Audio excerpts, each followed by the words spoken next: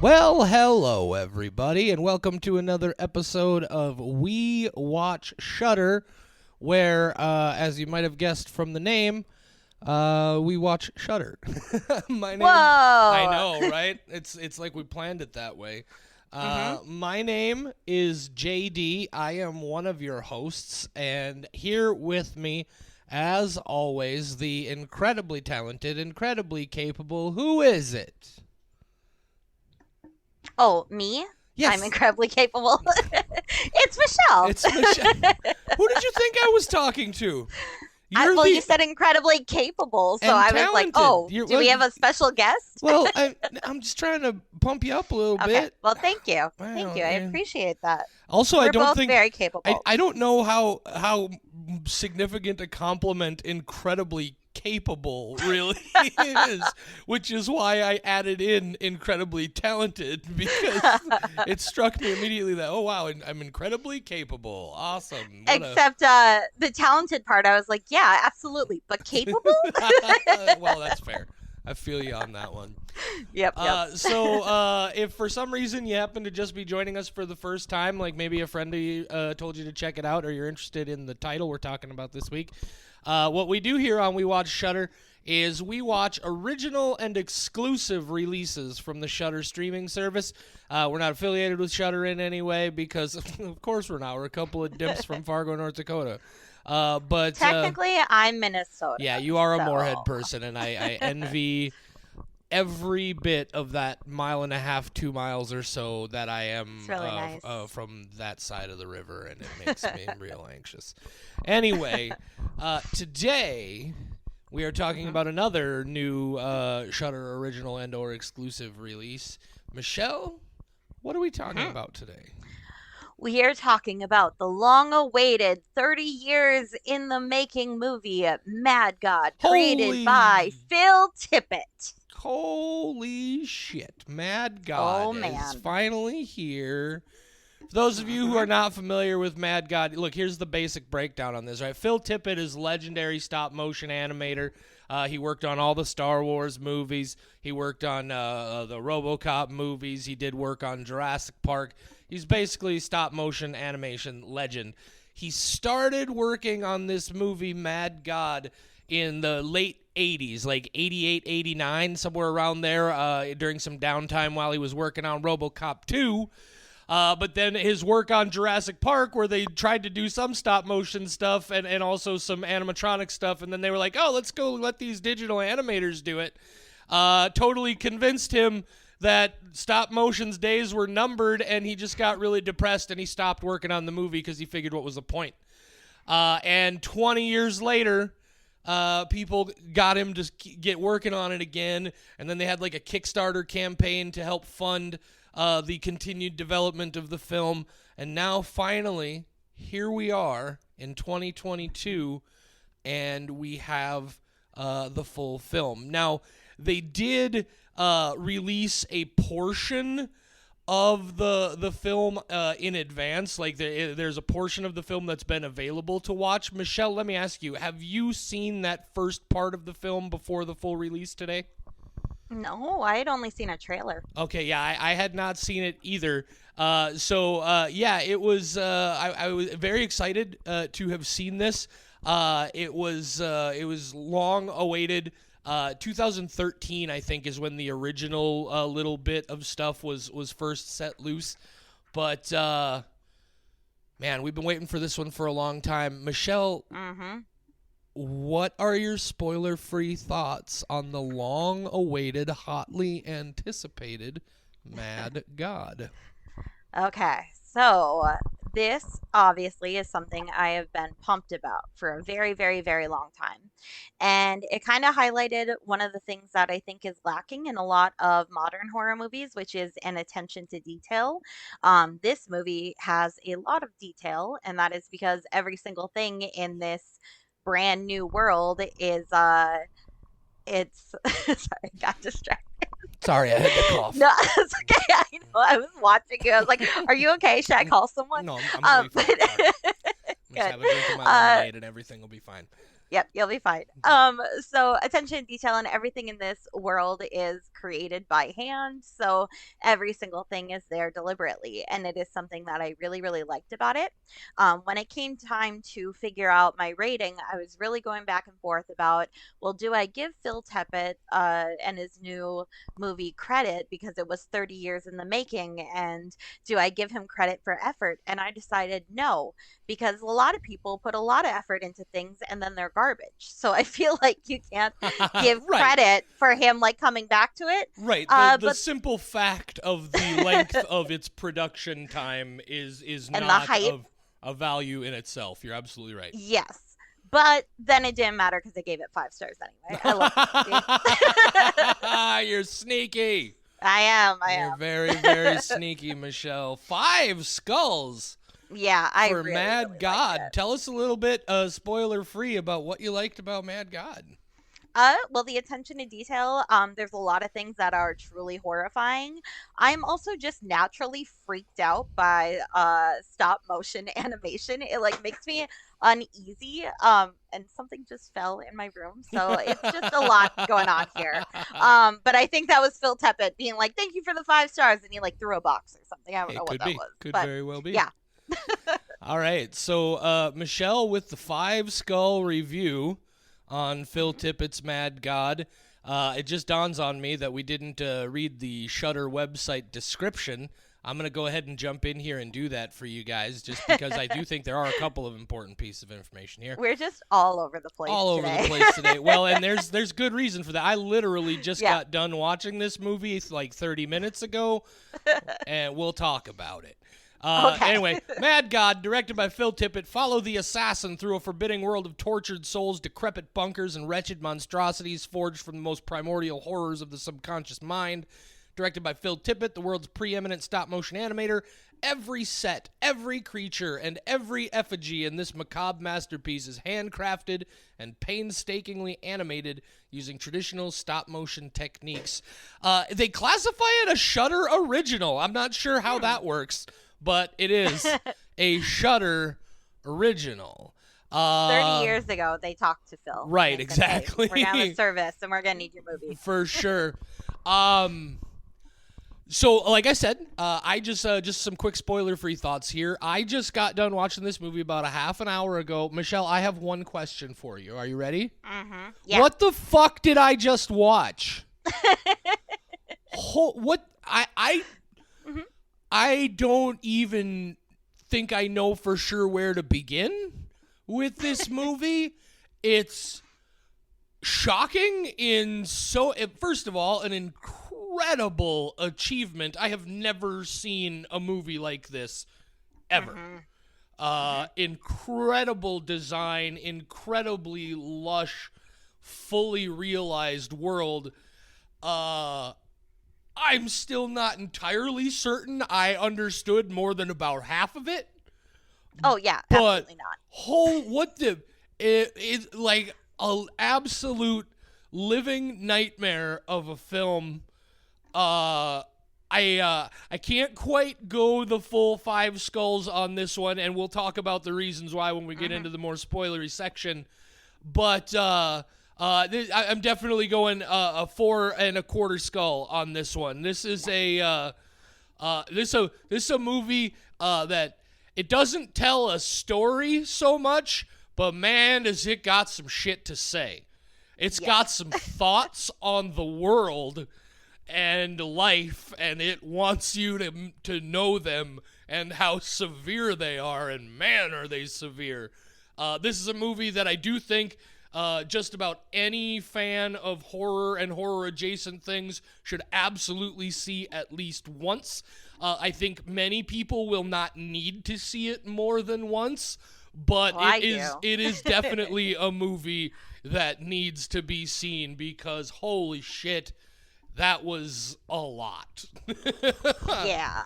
I think if you're still listening, this is definitely one you should go watch. Yes. Go watch, experience it. Yeah. Brace yourself. Right. See the movie, then this is where you're going to hit the pause button and then come back and listen to us dissect this. This is one maybe more than any other that we've talked about, except, I don't know, I probably said that once or twice already. But this one you definitely want to go see before we get into the details. So hit that pause button right now. All right, Michelle. So what the fuck? Again, what the fuck? At first I was like, oh, this is just very like interesting. I like the world. I like all these little things. It's going to be kind of like tame and him just kind of walking around exploring stuff. And oh, there's some horrific stuff, but that's interesting. Okay. And then it gets into the surgeon bit and I was like, oh no. Oh my God. That's where it bumped up really fast. And I was like, I'm going to have to watch this a couple times because I'm confused, but I'm okay with that. Yeah, there are a lot of layers here. First of all, I cannot say enough about the level of artistry and craftsmanship here. Again, I have seen stop-motion films. I've seen completely stop-motion films in a variety of styles. I have never seen anything like this. And it is important to note that the movie is mostly stop motion. There are some sections of live action performance here, and they quite often are hybrids of live action with stop motion. But this movie is unlike anything I have ever seen. It is basically, in a lot of ways, just a walking tour through Phil Tippett's vision of hell. And Phil Tippett's vision of hell might be the most horrifying vision of hell I have ever experienced. Within the first 15 minutes of the film, you're watching these people, be electrocuted in giant electric chairs to the degree that they're shitting their guts out nonstop. And then that shit is caught in funnels to be fed to these other giant people nonstop. And then those giant people, I don't know if it's vomit or what, but they combine some things and then they make these new weird effigy slave people out them that are sort of like fuzzy shit people. And that, guys, that's the first 15 minutes of the fucking movie. Which I hope they know because they saw it. I was visually mesmerized through this entire thing. I cannot say enough. What I will say is one thing that did throw me, what I was not expecting, because I also, by the way, did not see the early footage. There's a part 1 and a part 2 that they put out. I think it was a total of about a half hour of the film. That's a lot of it. But about a third of the movie. Yeah. So I what I was not expecting is that there's absolutely no dialogue in the movie. Yeah, just noises. There's sound. Yeah, there's the music and there's sound effects and there are the mumbled replacement of what's supposed to be speech, but there is absolutely no dialogue in this movie. This movie is 100% cinematics. It's visuals, it's design, it's editing. I wasn't expecting that. I loved that because it allows you to just get completely lost in what's happening on the screen, and it is something just overwhelming.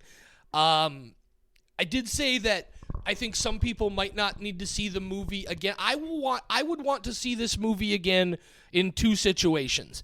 I would want to watch it with somebody else who's never seen it before, so I can have the visceral experience of watching their experience of it for the first time. Or, and this will definitely happen, is I want to take very strong drugs and watch this movie again. Because holy shit. I was going to say that's your right. situation, but I knew. The one element of it that I think will certainly be unappealing to a lot of people, and I did have my issues with it, is there isn't really any semblance, this is the most rudimentary of plots, if there even is one. It's very, very simple. So much of this movie is just meant to be an experience, less so or more so than a story being told. it's like a living, moving expressionist painting of sorts. It definitely has themes. It has ideas it's presenting, but I don't know that I can really say there's a story here. And because of that, there were points where I found myself detaching from it at times, where I was just like, I didn't have that hook of that, that extra emotional level of a good story to bring me along with everything I was seeing on screen. And for me, I think the lack of story and dialogue is why I loved it so much, because then it was just like, these things are happening. I don't need to know why. I just need to be involved in this world and just sit back and enjoy it. Yeah. Yeah, no, I definitely. And I think that really, really like. Yeah, I definitely agree with you on that. I just, for me, in order to get to that full 5 skull level, I've got to have that element going on there as well. But other than that, this is absolutely a movie that you can get completely lost in.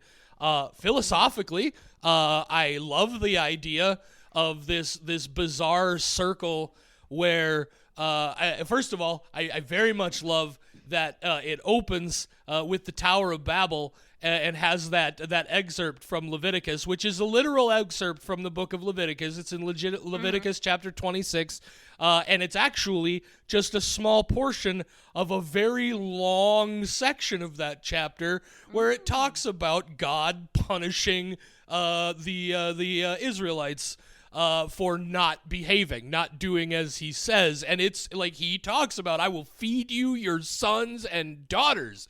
It's like, so the whole gist of it is there's this wrecked hellscape of a world that represents just like, I guess, the idea of humanity and life and existence, and is this very nihilistic sort of presentation to the point where the last existing man is sending these creatures, these assassin things, to literally try and kill God. And then God is harvesting these weird maggot creatures out of those assassins' bellies and uses that assassin to create more universes that then rot into hell and chaos and disgust. And it's superbly nihilistic. Holy shit. You understood so much more of the plot than I did. It was my absolute favorite thing about that is at the very end when the bomb goes off. This to me, this story is the nihilistic opposite of Kurt Vonnegut. Kurt Vonnegut was known as this guy who could tell you a very bleak story about the reality of human existence, but do it like in a very sugar pill. He was the spoonful of sugar, did it in just a beautiful, very humane way. This to me is the polar opposite of that. It's the same very nihilistic portrait of the reality of humanity, and it's just grim as fuck. And it's it's just so weird and intense. And if there had just been a little bit more semblance of I wanted to know more about, like, for example, the Last Man, and who is that guy, and what are these assassins that he's creating, or something to that effect. I definitely got caught up in it, and I was just looking for a little bit more to drag me in. But holy shit, it's real intense. In 30 years, I'm sure we'll get Mad God 2, and it will answer all those questions. Because, I wanted so much more of this world. I was really, really drawn in, and I'm definitely going to watch it a second time, probably tonight. I'm going to, try to make note of the details that I missed the first time. I completely forgot that it starts with Leviticus. Yeah. Because there's just so much going on. Yeah, it's. But I was so drawn in, and especially that surgeon scene. That's one of my brutal. deep irrational fears is being paralyzed during surgery and aware of it. And like, oh God, that really, and the clock, it's just, Yeah. it hit so many of the right notes Yeah. for me. Oh, and And, yeah. So I was gonna say, I got talking about how nihilistic this movie is. My favorite bit is right at the very end when the assassin's bomb finally goes off, and it's not even a fucking bomb. It's just a cuckoo bird. It's like cuckoo. It's just like their mission, as it turns out, wasn't even to kill God. Their mission was to just get in God's face and tell him he's fucking crazy. And there's as part of that, I really dug. I really, now that I break this down, there might be more story happening here than I initially experienced while watching it, because I spent the last half hour before we started talking about the movie just thinking about it and trying to figure out and piece things together. And, I'm going to bump that 4.25 skulls up to a 4.75 skulls. whoa. I'm going to give that a 4.75 skulls. Because, like I said, the more I just sit here and think about it and analyze it through talking, there is more story happening here than I thought. Yeah, you're convincing me of a lot more story than I knew existed. Or at least, like I said, ideas. There are definitely ideas presented here. You know what? Unprecedented. Give it the full 5. Why am I stopping at 4.75? Give it the 5. The amount I've just sit here and had to dissect this movie and the way I've been obsessed with it. Yeah, give it the 5 skulls. This is a fantastic movie. You should absolutely see. Again, I don't know that it's going to have a lot of replay value for some people. You might want to watch it once or twice to see if there's any like little detail pieces or whatever you meant. There's a certain kind of person, like my friend Michelle here, who will watch this movie quite a lot. But so it's definitely one that I think if you enjoy cinema, you should see for sure at least once. Yes, I agree, because the techniques used are amazing. And it took him a long time, and I see why. Yeah. It's so involved. I love it. I love the attention to detail. Like, I know I got distracted with like a box falling earlier, but there really is like the way that the camera just lingers on all these things where I'm like, who made that? Who like thought this up and molded these creatures this way? Like the fact that we're watching this hellish landscape and we know every single part of it was thought up. Yeah. It wasn't like just somebody like went out and a scene was there and they just like acted. Yeah. Things exist for a reason. It has the appearance of utter chaos, but it's absolutely not. It's is somebody. This is a labor of love and pain. I did read a little bit about it, not the full interview, but some excerpts from an interview. And apparently, Phil Tippett has been very open in saying that he hated every minute of making this movie. It was just this painstaking, and in the literal sense of the word, just this painstaking labor of love. And it was... that's really something else. It's not like anything I've ever seen.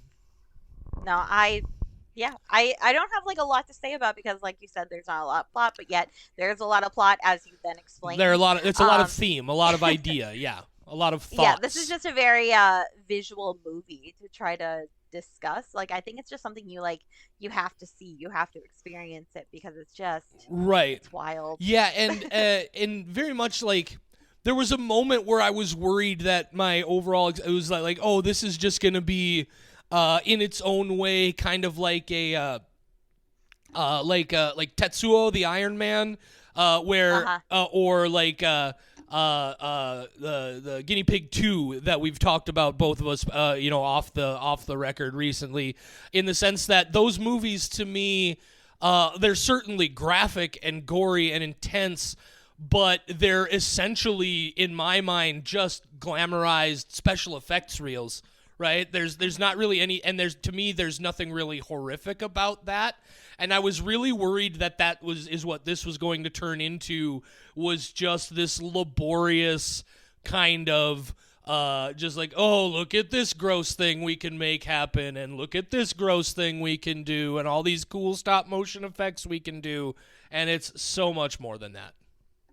Yeah, No, I definitely I went in very cautious because I was like, I've been so excited about this and I don't want to overhype in my head and be disappointed and I don't want to overhype in my head and then realize later that I was wrong and I was just Right. excited Right. that it was released and like I analyzed it. I was like, I love this. Yeah. It is so well done.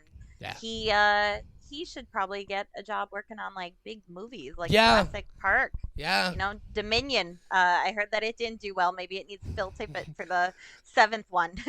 Oh God, don't shut your mouth about another dress.